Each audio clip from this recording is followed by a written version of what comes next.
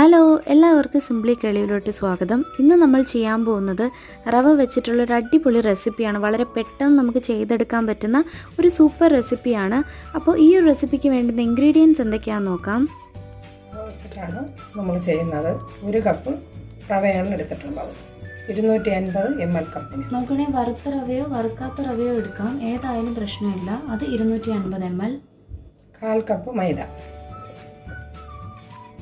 4 table spoon പഞ്ചസാരയെല്ലാം നിങ്ങളുടെ ഇഷ്ടത്തിനനുസരിച്ച് ഇടാം. ഇപ്പം ഞാനിവിടെ 4 ടേബിൾ സ്പൂണാണ് എടുത്തിട്ടുള്ളത്. 4-5 ഏലക്ക, 1/2 ടീസ്പൂൺ ബേക്കിംഗ് പൗഡർ, 1 നുള്ളു ഉപ്പ്, മധുരം ബാലൻസ് ചെയ്യാൻ വേണ്ടി. ഞാനിവിടെ 250 ml കപ്പിന് 1 കപ്പ് വെള്ളം എടുത്തിട്ടുണ്ട്. എത്ര ആവണമെന്ന് ഞാൻ പറയാം. ഓരോരുത്തർ എടുക്കുന്ന റവ അനുസരിച്ചിരിക്കും വെള്ളം ചേരുന്നത്. നമുക്ക് കുറച്ചൊഴിച്ച് അരച്ചെടുക്കാം.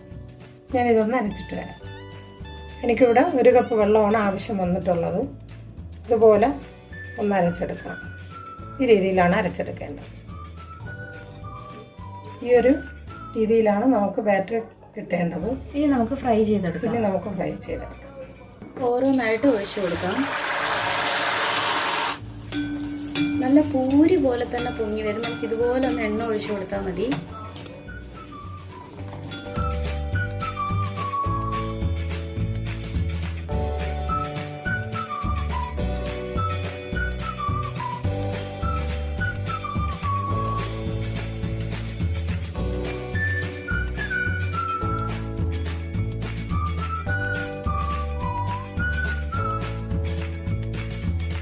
അപ്പോൾ നമ്മളെല്ലാം ഫ്രൈ ചെയ്തെടുത്തിട്ടുണ്ട്. ഇത്രയല്ല, നമുക്ക് ഇതിനേക്കാളും കൂടുതൽ കിട്ടിയിട്ടുണ്ടായിരുന്നു. പക്ഷേ തമ്പനയിൽ എടുക്കുന്നതിന് മുന്നേ ഓരോരുത്തരായിട്ട് എടുത്തിട്ട് പോയി. ബാക്കി ഇത്രേ കിട്ടിയുള്ളൂ. നല്ല ടേസ്റ്റാണ്. എല്ലാവരും ട്രൈ ചെയ്ത് നോക്കണം. ഞാനിതൊന്ന് പൊളിച്ച് കാണിച്ചു തരാം. നല്ല ടേസ്റ്റാണ്. പുറം നല്ല ക്രിസ്പിയും അകം നല്ല സോഫ്റ്റുമായിട്ട് നല്ല അടിപൊളിയായിട്ടുള്ള സ്നാക്സാണ്. എല്ലാവരും ട്രൈ ചെയ്ത് നോക്കണം. അപ്പോൾ റവ കൊണ്ട് ചെയ്തുകൊണ്ട് തന്നെ നല്ല പുറം ഭാഗം നല്ല ക്രിസ്പിയും ഉള്ളും നല്ല സോഫ്റ്റുമാണ്. അപ്പോൾ എല്ലാവർക്കും വീഡിയോ ഇഷ്ടമായെന്ന് വിചാരിക്കുന്നു. വീഡിയോ ഇഷ്ടമായാൽ ലൈക്ക് ചെയ്യാനും കമൻറ്റ് ചെയ്യാനും മറക്കരുത്.